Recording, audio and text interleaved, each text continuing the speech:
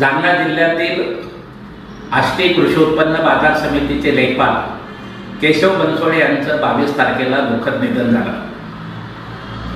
ते दुर्धर आजाराने ग्रस्त होते।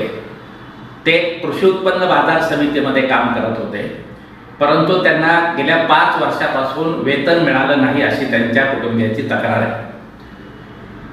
गेली 5-5 वर्ष जर कृषी उत्पन्न बाजार समितीच्या कर्मचाऱ्यांना वेतन मिळत नसेल, त्या कर्मचाऱ्यांनी कुटुंबांनी जगायचं कसं हा प्रश्न आहे।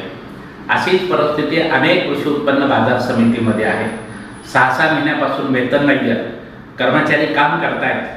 कृषी उत्पन्न बाजार समितीचं संचालक मंडळ याच्याबद्दल काळजी घ्यायला तयार नाही, पणन महामंडळ लक्ष द्यायला तयार नाही आणि राज्य सरकारही त्यांच्याकडे लक्ष द्यायला तयार नाही। अत्यंत वाईट परिस्थिती कृषी उत्पन्न बाजार समिती कर्मचाऱ्यांची आहे।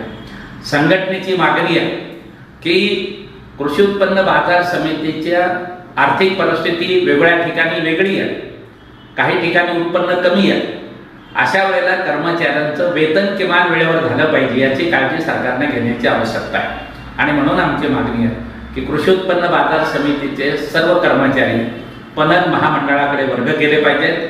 त्याचं दर महिन्याला वेतन देण्याची जबाबदारी पणन महामंडळावर टाकली पाहिजे आणि कृषी उत्पन्न बाजार समित्यांना राज्य शासनाने मदत करण्याची आवश्यकता आहे।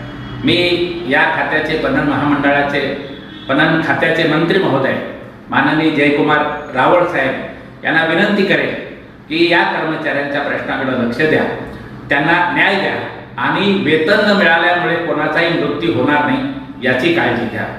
त्याचबरोबर केशव बनसोडे यांच्या कुटुंबाची काळजी घेतली पाहिजे। त्यांचं पेन्शन, त्यांच्या उपचाराचा खर्च, त्यांचे थकलेलं वेतन, ह्या सर्व गोष्टी त्यांना मिळतील या दृष्टीनं सरकारने पावलं उचलावीत आणि खुद्द मंत्री महोदयांनी लक्ष घालावं अशी विनंती मी त्यांना करतो।